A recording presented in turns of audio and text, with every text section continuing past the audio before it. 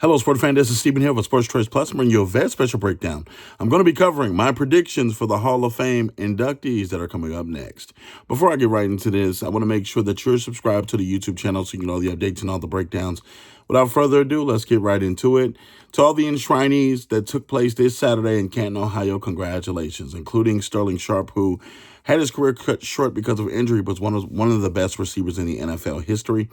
I'm going to be looking forward ahead to a couple of guys that are eligible that I think should be locks when it comes to the NFL Hall of Fame. We're going to start with number one, Drew Brees. When you look at his time in San Diego when they were San Diego Chargers and the way that he was able to go to the Saints and revitalize his career, nothing short of memorable. When you look at the offense that Sean Payton built around Drew Brees and for so many years throwing for 5,000 yards and building up that community, building up that stadium, and also bringing home a Lombardi trophy against Peyton Manning, one of the most storybook endings to the career.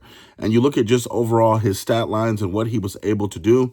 When you're thinking about just Brees, the offense that he was able to open up, even though he didn't have the strongest arm, he put it on a rope and he made sure that the offense was clicking, the timing. If you look at all of his teammates that he had, from the memorable ones to the ones that were just add-ons, he still made everybody that much more better. If you were open, Brees was going to get you the ball. He's a lock for me as when it's considered the Hall of Fame.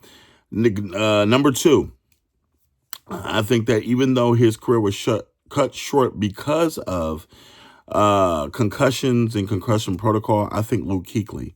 I think that what we see is a battering ram, a guy that showed up, a guy that played the game the right way, that led the league so many years in tackles, that was a force to be reckoned with, that made the Carolina Panthers middle of that defense special, that was the anchor for that Super Bowl defense. Luke Kuechly did a lot of things. He was named to 5 All-Pro NFL, and you got to look at this. He only played from 2012 to 2019, and 5 of those seasons were All-Pro. When you look at just what he was able to do and the consistency that he stayed on the field, the consistency of being a great tackler and being somebody that jarred the ball loose, being somebody that made defenses better, it was Luke. And I think that Carolina enjoyed him while he was there. And last but not least, it's going to be the last one on the list. I think this is going to be a unanimous choice. I think that this gentleman not only changed the game of college football when he was coming out as far as video games go, but he became a model of consistency as a receiver. Someone that could block well, someone that could catch well, someone that was a model citizen.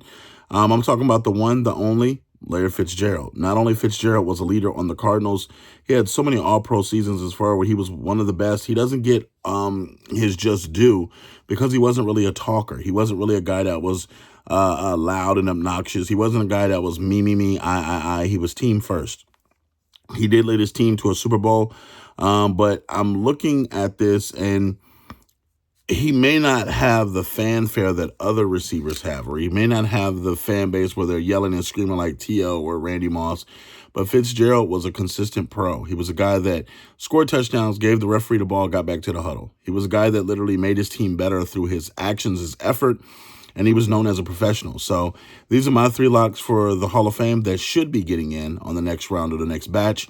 But once again, congratulations to the ones that were enshrined today. It's an awesome accomplishment to be put inside the NFL Hall of Fame, and you deserve it. So all you sports fans, all you NFL fans, and all you Hall of Fame fans, get in the comment section below. Definitely check out Sports Choice Plus. We'll see you in the next episode.